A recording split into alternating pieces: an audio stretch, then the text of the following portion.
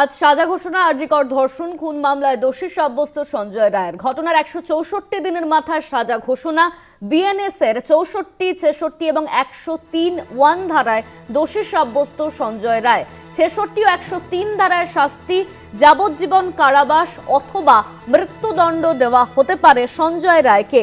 RG Kar medical college ও হাসপাতালে তরুণী চিকিৎসককে প্রথমে ধর্ষণ, তারপর খুন। প্রায় 6 মাস আগে 9ই আগস্ট এই নৃশংস ঘটনার প্রতিবাদ দেখেছে গোটা দেশ, রাজ্য।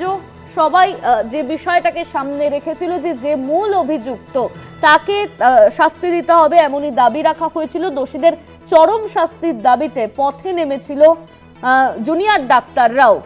আর অন্যদিকে শিয়ালদাহ আদালত দোষী সাব্যস্ত করে সঞ্জয় রায়কে।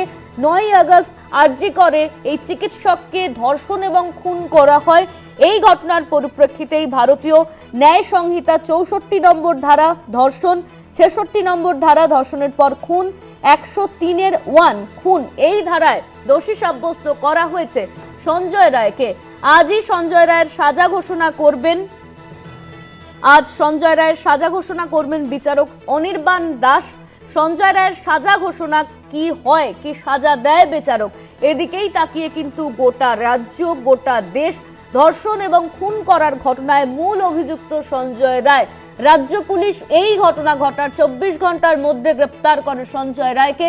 রাজ্য পুলিশের তদন্তে যা উঠে এসেছিল যে মূল অভিযুক্ত সঞ্জয় রায়, পরে সিবিআই এর হাতে যখন এই আরজিকর মামলা শুনানি তদন্ত শুরু হয়, তখনও কিন্তু সিবিআই একই কথা বলেছে যে এই পুরো ঘটনার সঙ্গে সঞ্জয় রায়, সিভিক ভলেন্টিয়ার সঞ্জয় রায়, তিনি জড়িত রয়েছেন। আর তারপর শিয়ালদাহ কোর্টে দোষী সাব্যস্ত করা হয় সঞ্জয় রায়কে।